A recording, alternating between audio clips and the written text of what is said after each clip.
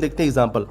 हमें यहाँ पे 8 साल लगे ये 9 लाख के आसपास वैल्यू बनाने में, और यहाँ पर ये 12 लाख की वैल्यू 2 साल हमें यहाँ पे बनती हुई दिख रही है। ये कैसे दिख रही है? पावर ऑफ कंपाउंडिंग की बात करते हैं। इस वीडियो में दी गई जानकारी केवल शिक्षा और जानकारी के उद्देश्य से है। कोई भी निवेश करने से पहले अपने वित्तीय सलाहकार से सलाह जरूर लें। कभी कभी ना सपने जैसा लगता है किसी की एक्टिव इनकम से ज़्यादा किसी की अगर पैसिव इनकम आ रही हो, और इसी के बारे में आज इस वीडियो में आपको समझाने वाले हैं कि कैसे हम यहाँ पर SIP करके लगभग 8 से 9 लाख रुपए कैसे हम बना सकते हैं, वो भी साल का। क्या ऐसा पॉसिबल हो सकता है? आज इसके बारे में वीडियो में पूरा डिटेल्स चर्चा करेंगे। ये वीडियो पूरा कंप्लीट पैकेज होने वाला है। अगर आप ये चाहते हो कि हम एक्टिव इनकम के साथ साथ या फिर एक्टिव इनकम को ऐसा बिल्ड कर दें कि हमारे लिए पैसिव इनकम जनरेट करके दे, तो यहाँ पे ये वीडियो आपके लिए होने वाली है। आप सभी को पता ही होगा कि एक्टिव और पैसिव इनकम में फ़र्क क्या होता है। एक्टिव इनकम यानी जब हम काम कर रहे हैं, चाहे हम जॉब कर रहे हैं, चाहे हम कोई बिजनेस कर रहे हैं, चाहे सेल्फ एम्प्लॉयड हैं, और हम लगातार काम कर रहे हैं जिसकी वजह से हमें सैलरी आ रही है, महीने में आ रहे हैं, फिर डेली पैसे में आ रहे हैं, इसे कहते हैं एक्टिव इनकम। पैसिव इनकम अगर बात करते हैं, जैसे कि हम काम नहीं कर रहे हैं, हमने कोई ऐसा सिस्टम बना दिया है कि वहाँ से हमें पैसे आ रहे बिना काम किए हुए। वो सिस्टम कुछ भी हो सकता है। जैसे कि मान लेते हैं आपने कई फ्लैट बनवा दिया और वहाँ से आपको रेंटल इनकम आ रही है, ये भी आपके लिए एक पैसिव इनकम हो गई। या फिर कोई ऐसा बिजनेस जहाँ पे आपने इन्वेस्टमेंट कर दिया है और वहाँ से आपको रिटर्न मिल रहा है, ये भी आपके लिए एक पैसिव इनकम हो गई। मतलब वो इनकम जिसके लिए आप एक्टिवली काम नहीं कर रहे हो, मतलब आप घर पे बैठे हो और आपको पैसे आ रहे हैं, इसे पैसिव इनकम कहते हैं। अच्छा, अब SIP कर कैसे पॉसिबल हो सकता है, इसको ज़रा सा हम समझेंगे। और ये दोस्तों इतना बेहतरीन चीज़ है, मैं आपको एक ग्राफ दिखाना चाहूँगा। यहाँ पे आप देखिएगा, ये आपको यहाँ पे दिख रहा है इन्वेस्टमेंट अमाउंट, मतलब जो पैसा आपने यहाँ पर लगाया है, जो यहाँ पे आपने अपना अभी फाउंडेशन बनाया है। और ये आपको यहाँ पे दिख रहा है ग्राफ में, ये है आपकी पैसिव इनकम, ये है आपकी वेल्थ जो आपको पैसे कमा के दे रही है, इसे कहते हैं पैसिव इनकम। और यहाँ पर आप देख रहे हैं कि आपके इन्वेस्टमेंट से ज़्यादा आपको यहाँ पे रिटर्न दिख रहा है। क्यों? क्योंकि आपने यहाँ पे अपने समय के साथ अपना इन्वेस्टमेंट किया। ये बिल्कुल आप भी बना सकते हो। कैसे बनाना है, पूरी चीज़ यहाँ पर स्टेप बाय स्टेप समझते हैं ताकि आपको सारी चीज़ें क्लियर हो पाए। अच्छा, इसको समझने के लिए हमें थोड़ा सा आपके बैकग्राउंड की जानकारी चाहिए होगा, जैसे कि आपकी एज अभी कितना है, आपकी इनकम अभी एक्टिव कितनी आ रही है, इसके हिसाब से जरा सा अपना हम कैलकुलेशन करेंगे ताकि आपको हम समझा पाए और आसानी से, कि तभी आप पता लग पाएगा कि हमें कितने समय तक SIP करनी पड़ेगी और कितने की SIP करनी पड़ेगी आपके एज के अकॉर्डिंग। सो आपको ये कैलकुलेशन क्लियर हो पाएगा। और यहाँ पर दोस्तों मैंने अभी एक फॉर्मूला का जिक्र किया है, थंबनेल में आपने देखा होगा। ये 8432 का फॉर्मूला हमें कैसे यूज़ करना है, ठीक है, 8432। इसलिए जो फॉर्मूला है ये कैसे यूज़ होता है, ठीक है, ये कैसे आपके लिए लाइफ चेंजिंग बन सकता है और ये कब से लागू होता है आपके इन्वेस्टमेंट में, ये आपको हम समझाने वाले हैं डिटेल में। चलिए वीडियो की शुरुआत करते हैं, लेकिन उससे पहले आपसे रिक्वेस्ट करेंगे कि वीडियो को लाइक कर दीजिएगा और चैनल पहली बार सब्सक्राइब नहीं किए हैं तो चैनल को सब्सक्राइब करना मत भूलिएगा। अच्छा, अभी आपको वीडियो में आगे कैलकुलेशन समझाऊं उससे पहले मैं आपसे ये जानना चाहूँगा कि आपकी अभी जो रियल एज है ये कितनी है। आप सबसे रिक्वेस्ट है कमेंट में जरूर बताइए ताकि उसके हिसाब से अपना हम कैलकुलेशन करें। आपके कमेंट को हम रीड करते हैं, कीजिए, हम देखते हैं जरा सा। चलिए अब यहाँ से आपसे एक सवाल पूछते हैं, इस दुनिया में सबसे ज़्यादा कीमती क्या है, ठीक है, सबसे ज़्यादा अगर हम पूछे कीमती तो क्या है आपकी नज़र में, ठीक है। आप कहोगे जी पैसा, कोई कहेगा रिश्ता, ठीक है। आपसे पूछता हूँ सबसे ज़्यादा कीमती क्या है। दोस्तों मेरा मानना है इस दुनिया में समय से ज़्यादा कीमती कुछ नहीं है। मतलब जो समय अभी चल रहा है ये समय दोबारा वापस लौट के आ ही नहीं सकता। चाहे कितना बिलियन डॉलर यहाँ पे आप दे दो किसी को, आपका पुराना समय वापस नहीं ला सकता। मैंने एक कोट्स पढ़ा था कि किसी बिलियनियर से किसी ने पूछा कि अगर आपको ये मौका मिले और आपके पास यहाँ पे अथाह संपत्ति है, अगर आपको कोई कहे कि दुनिया की सबसे ज़्यादा कीमती चीज़ अगर आपको खरीदनी पड़ी और एक ही बार आप खरीद सकते हैं, तो आप क्या खरीदना चाहोगे।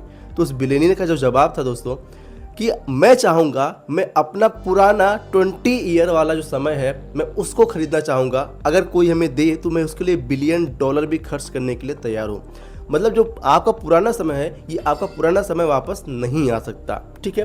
तो दुनिया में सबसे ज़्यादा कीमती क्या है, समय। अब इस समय के साथ अपना यहाँ पे हम कैलकुलेशन करते हैं, गणित लगाते हैं कि आखिर कैसे हम यहाँ पे पॉसिबल कर सकते हैं अपने लिए पैसिव इनकम, जो कि अभी हमने यहाँ पर थंबनेल में देखा। और दोस्तों मैं आपको एक चीज़ बताना चाहूँगा, अगर दुनिया में सबसे ज़्यादा अगर बर्बाद होने वाली चीज़ है तो ये है समय, क्योंकि ये हमें मुफ्त मिलता है और मुफ्त की वैल्यू कोई करता नहीं है। बट आज अगर यहाँ पे आप देखते हो तो आपको इसकी वैल्यू करना समझ में आएगा कि ये समय कैसे पैसे में कन्वर्ट होता है, इसको जरा सा हम देखेंगे। अब दोस्तों यहाँ पर एक चीज आती है, खैर ये तो बात होगी समय की, यहाँ पे एक चीज आती है कि अगर आपको पैसिव इनकम बनानी है तो उससे पहले में ये देखना पड़ेगा कि आपकी अभी एक्टिव इनकम क्या है।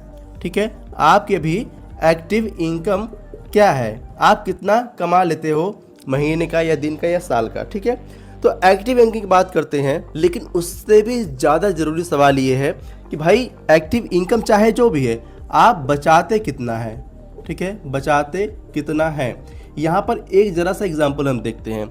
हम मान लेते हैं किसी की एक्टिव इनकम यहाँ पे 1 लाख रुपए महीना है। ठीक है, 1 लाख रुपए महीना है। और मान लेते हैं बी की एक्टिव इनकम यहाँ पर 50,000 रुपये महीना है। ठीक है, कोई 1 लाख महीना कमा रहा है, कोई 50,000 महीना कमा रहा है। अब यहाँ पर जो 1 लाख वाला है, यहाँ पर ये महीने का 10,000 बचा रहा है। ठीक है, एंड यहाँ पे जो 50,000 वाला है ये महीने का, या फिर मान लेते 30,000 है। ठीक है, या फिर 30,000 मान लेते हैं, थोड़ा कैलकुलेशन आसान रहेगा। अगर 1 लाख वाला महीने का 10,000 बचा रहा है और ये 30,000 वाला 6,000 बचा रहा है। ठीक है, 1 लाख कमाने वाला यहाँ पे 10,000 बचा रहा है और 30,000 कमाने वाला यहाँ पे 6,000 बचा रहा है। आपसे अगर हम एक सवाल करें कि इन दोनों में सबसे ज़्यादा अमीर आपको कौन लग रहा है, तो आप क्या जवाब दोगे? आप ये कहोगे भाई जो 1 लाख कमा रहा है तो अमीर लग ही रहा है, और ये अमीर है भी क्योंकि ये कमा भी ज़्यादा रहा है और बचा भी ज़्यादा रहा है। लेकिन दोस्तों इसकी सच्चाई बिल्कुल उल्टा है, बिल्कुल गलत है। कैसे, मैं आपको यहाँ पे डिफाइन करता हूँ। 1 लाख वाला अगर 10,000 बचा रहा है तो मतलब ये अपनी इनकम का 10% तक सेव कर रहा है। एंड यहाँ पर 30,000 वाला 6,000 बचा रहा है, यानी लगभग ये 20% अपनी इनकम का बचा रहा है। ठीक है, अब यहाँ पर एक रेशियो समझते हैं, बात करते हैं यहाँ पे परसेंटेज में, अमाउंट में बात नहीं करते हैं। अगर किसी की इनकम आज कम है लेकिन वो अपनी इनकम से ज़्यादा बचा पा रहा है, इसका रियल में यही मायने है अपने फालतू के एक्सपेंसेस को ये कंट्रोल में किया हुआ है। मतलब इसको बजटिंग बहुत ही अच्छी तरीके से पता है कि हमें कहाँ पे खर्च करना है, कितना खर्च करना है, कितना बचाना है। ये होती है रियल वैल्यू। और उसी के साथ दोस्तों यहाँ पर कोई अगर ज़्यादा पैसे कमा रहा है लेकिन ये बचा कम पा रहा है, इसका सीधा सीधा मतलब है कि इनके एक्सपेंसेस, अब जो यहाँ पे 1 लाख कमा रहा है लेकिन इसके एक्सपेंसेस का कोई पता नहीं लग रहा है। और जाहिर सी बात है अगर जिसकी ज़्यादा इनकम आती है उसके हिसाब से उसके एक्सपेंसेस बढ़ते चले जाते हैं। तो अगर शुरुआत में हमारी इनकम कम है और वहाँ से अपने एक्सपेंसेस को कंट्रोल अगर हम करते हैं तो ये हमारे लिए आगे चल के और ज़्यादा फायदेमंद होता है, इसलिए क्योंकि हमने पहले ही से खर्चे पे कंट्रोल करने की आदत डाल रखी है। जहाँ पे ज़रूरी हो वहाँ पे ही खर्च करने हैं। इसीलिए यहाँ पर ये व्यक्ति ज़्यादा अमीर होगा, क्योंकि अभी इसकी सैलरी कम है। अभी ये भले ही जो कि 6,000 बचा रहा है लेकिन अपने परसेंटेज में ज़्यादा बचा पा रहा है। आगे चल के जैसे इसकी सैलरी बढ़ती है, इसकी इनकम बढ़ती है, इसकी हैबिट अगर अच्छी है तो ये आगे चल के और भी एक्स्ट्रा अमाउंट जोड़ पाएगा और इसके चलते ये आगे चल के इससे ज़्यादा रिच बन सकता है। तो कमाने से ज़्यादा बचाने पे हमें ध्यान देना चाहिए, हमें फोकस करना चाहिए। जो भी हम इनकम जनरेट कर रहे हैं उसमें से कितना हम सेव कर पा रहे हैं, बचा पा रहे हैं, ये बहुत ही ज़्यादा मैटर करता है। क्योंकि जिसने पैसा ज़्यादा कमाया, मान लेते हैं यहाँ पे कोई 1 लाख कमाया, इसके स्टॉक भी उसी हिसाब से बड़े होंगे। उसको कार चाहिए, बाइक से चलेगा नहीं, उसको लाइफ स्टाइल बहुत ही बेहतरीन चाहिए, बढ़िया उसको कपड़ा चाहिए, बढ़िया जूता चाहिए, बढ़िया होटल में उसको खाना खाना है। मतलब उसके शौक बड़े हो जाते हैं जिसकी इनकम बढ़ जाती है। आपके आसपास आपने रियल में देखा होगा इस चीज़ को। और अगर आपकी लाइफ स्टाइल बढ़ती चली गई और आपने अपनी सेविंग नहीं किया, आपने अपना इन्वेस्टमेंट नहीं किया, तो आपको पीछे होने से कोई रोक नहीं सकता। अब दोस्तों यहाँ पर हम बात करते हैं आपकी एज के अकॉर्डिंग कैलकुलेशन की, साथ में हम ये बात करेंगे मनी रूल की, जो मनी रूल 72 है, यानी आपके पैसे कितने साल में डबल होते हैं। अगर आपको ये निकालना है तो रूल ऑफ 72 होता है। अभी इसके बारे में आगे आपको समझाएंगे ताकि आप कभी भी इन्वेस्टमेंट करने से पहले आप ये पता लगा लो कि आपके जो पैसे हैं, अगर आपको ये रिटर्न देखने को मिल रहा है तो कितने समय में आपके पैसे दोगुना हो सकते हैं, ये आपको कैलकुलेशन से ही पता लग जाएगा। तो दोस्तों यहाँ पर सबसे पहला हमारा कैलकुलेशन ये होगा हमारी एज के अकॉर्डिंग कैलकुलेशन। ठीक है, कितना इंपॉर्टेंट है अभी आपको समझ में आएगा। हम एज के अकॉर्डिंग अपना कैलकुलेशन करते हैं। अब एक व्यक्ति जिसकी उम्र यहाँ पे 18 साल है और एक व्यक्ति है जिसकी उम्र यहाँ पे 40 साल है। ठीक है, लोग कहते हैं ना कि हमें हमारी इनकम जब बढ़ जाएगी, अभी तो कमाने की उम्र है, उड़ाने की उम्र है, एंजॉय करने की उम्र है, आगे चल के अपना इन्वेस्टमेंट हम करेंगे। अभी हम यहाँ पे कैलकुलेशन दिखाते हैं, एक की एज है 18 साल, एक की एज है 40 साल। यहाँ पे अप्रॉक्स मान सकते हैं कि 50 साल तक कोई अपना इन्वेस्टमेंट कर पाता है। ठीक है, 50 साल तक लास्ट यहाँ पे इन्वेस्टमेंट करने का चांस है, मतलब उनकी उम्र 50 साल तक हो जाए उसके बाद। ठीक है, तो 18 साल वाले को यहाँ पे कितना समय मिलेगा और 40 साल वाले को कितना समय मिलेगा, अभी इसको समझेंगे। और सेम यहाँ पे आप समझते हैं इन्वेस्टमेंट का। अब जैसे कि मान लेते हैं जो 18 साल वाला ये कहता भाई हमारी इनकम ज़्यादा नहीं है, हम बस 5,000 रुपये अपना पर मंथ इन्वेस्टमेंट करेंगे। 40 साल वाला कहता है कि भाई मैंने पैसे कमाए, हमने पीछे एंजॉय किया, अभी हमारे पास पैसे अच्छे खासे आ रहे हैं, यहाँ पे ज़्यादा अमाउंट अपना इन्वेस्ट कर पाएंगे। यहाँ पे हम क्या करते हैं, अपना 15,000 रुपये पर महीने इन्वेस्ट करेंगे। ठीक है, कहाँ पे ये 5,000 इन्वेस्ट कर रहा है, कहाँ पे ये 15,000 हर महीने इन्वेस्ट कर रहा है। अब यहाँ पे हम देखते हैं कैलकुलेशन। अब यहाँ पे जो कैलकुलेशन होगा ना, ये सेम रेट ऑफ रिटर्न पे होगा, कोई एक्स्ट्रा रेट ऑफ रिटर्न पे नहीं होगा। यहाँ पे समय की बात करते हैं, समय कितना ताकतवर है ये आपको समझने को मिलेगा। अब जो 18 साल वाला दोस्तों, यहाँ पर लगभग इसको 32 ईयर मिलते हैं इन्वेस्टमेंट करने के लिए। ठीक है, एंड यहाँ पर जो 40 साल वाला है इसको यहाँ पे 10 साल मिलते हैं इन्वेस्टमेंट करने के लिए। यहीं पे पावर ऑफ कंपाउंडिंग काम करती है। जिन लोगों को पावर ऑफ कंपाउंडिंग का रियल मतलब नहीं पता है, यहाँ पे आपको समझ में आने वाला है कि यहाँ पर इनको 32 ईयर मिला, जबकि 5,000 सिर्फ इन्वेस्ट कर रहे हैं। यहाँ पे इनको 10 साल मिला, जबकि यहाँ पे 15,000 रुपये हर महीने इन्वेस्ट कर रहे हैं। अब यहाँ पे देखते हैं इनके रेट ऑफ रिटर्न में कितना अंतर आ सकता है। उससे पहले यहाँ पे जरा सा हम देख लेते हैं इनकी जो इन्वेस्टमेंट के अमाउंट हो गए ये कितना होंगे। तो जो ये इन्वेस्ट करेंगे दोस्तों, इनका टोटल इन्वेस्टमेंट जो आएगा लगभग 19 लाख के आसपास आएगा। ठीक है, और जो इनका टोटल इन्वेस्टमेंट आएगा ये लगभग दोस्तों आएगा 18.50 लाख, मतलब लगभग ये 18.5 लाख 19.5 लाख के आसपास दोनों अभी यहाँ पर है। लगभग सेम यहाँ पे इनका इन्वेस्टमेंट हुआ है। अब इनकी वैल्यू कितना आती है ये हम देखते हैं। ठीक है, वैल्यू कितना आएगी, लेकिन उससे पहले जरा सा एक और चीज़ हम देख लेते हैं। जो रूल ऑफ 72 को हमने यहाँ पे बताया था कि आखिर रूल ऑफ 72 ये है क्या और कैसे यहाँ पर इसका हम कैलकुलेशन करते हैं, फिर जाके इसको हम देखेंगे तो और चीज़ें यहाँ पे क्लियर हो पाएंगी। जैसे कि हम मान लेते हैं हम बैंक में जाते हैं और बैंक वाले से कहते हैं कि भाई मेरी एफडी कर दो 10 साल के लिए। अब बैंक वाला कहते हैं कि भाई आपके पैसे इतने समय में डबल होंगे, उतने समय में डबल होंगे। तो इसको जस्ट आप कैलकुलेशन कर सकते हो घर से कि अगर हमें यहाँ पर 7% का इंटरेस्ट मिल रहा है या फिर 10% का मिल रहा है या फिर 15% का मिल रहा है तो कितने समय में हमारे पैसे डबल हो सकते हैं, इसको हम यहाँ पे देखते हैं। अच्छा, जनरली अगर हम देखें, हम एफडी जब करने जाते हैं तो हमें लगभग 7% का रेट ऑफ रिटर्न देखने को मिलता है अगर हम एफडी करते हैं, फिक्स डिपॉजिट।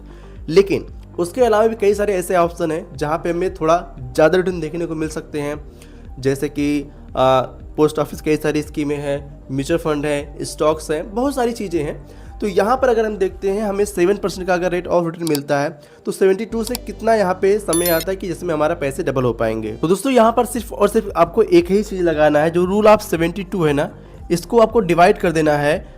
जैसे जो आपके रेट ऑफ रिटर्न है, जैसे यहाँ पे 7% का रिटर्न मिल रहा है तो लगभग यहाँ पे हम 10 साल कुछ महीने यहाँ पे मान सकते हैं। अगर हम 7% एफडी में रिटर्न कमाते हैं तब जाके हमारे पैसे 10 साल के आसपास में हमारे पैसे डबल हो सकते हैं। अब इसी रूल ऑफ 72 का अगर हमें यहाँ पे 8% का रेट ऑफ रिटर्न मिल रहा है तो लगभग 9 साल लगने वाले हैं हमारे इस पैसे को डबल होने में।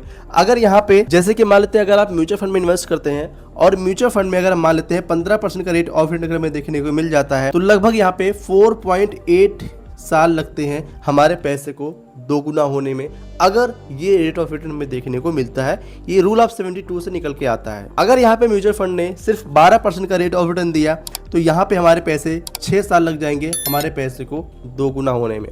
अब आप ध्यान दीजिएगा, यहाँ पर एसआईपी की बात नहीं हो रही है, यहाँ पे बात हो रही है जो आप लमसम इन्वेस्ट करते हैं। एसआईपी का कुछ ऐसा ही होता है, लेकिन एसआईपी में थोड़ा अंतर हो सकता है क्योंकि मार्केट ऊपर नीचे होती रहती है, थोड़ा बहुत अंतर आ सकता है। ये लमसम की बात हो रही है।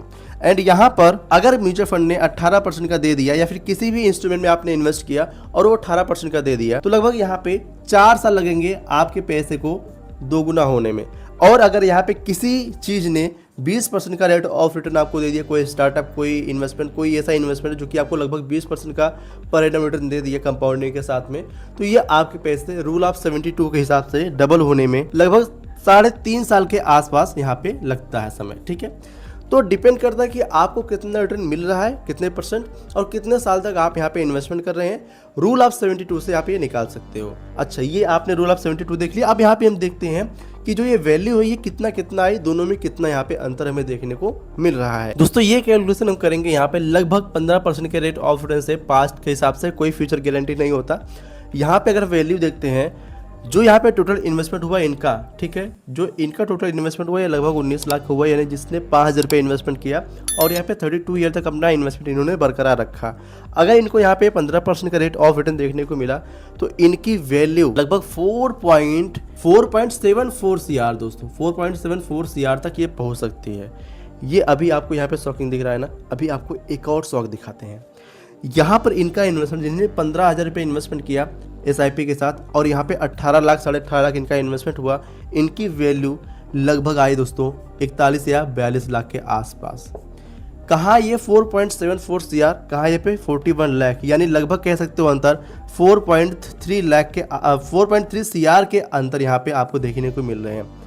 जिसने 5,000 रुपये इन्वेस्टमेंट किया उसका वैल्यू 15,000 के SIP करने वाले से लगभग 4 करोड़ से ज़्यादा कैसे बन सकता है। ये शॉकिंग चीज़ है दोस्तों, लेकिन ये पॉसिबल हो सकती है पावर ऑफ कंपाउंडिंग की मदद से। पावर ऑफ कंपाउंडिंग की मदद से आपके पैसे कैलकुलेट होते हैं, ये आपको पैसिव इनकम जनरेट करके देते हैं।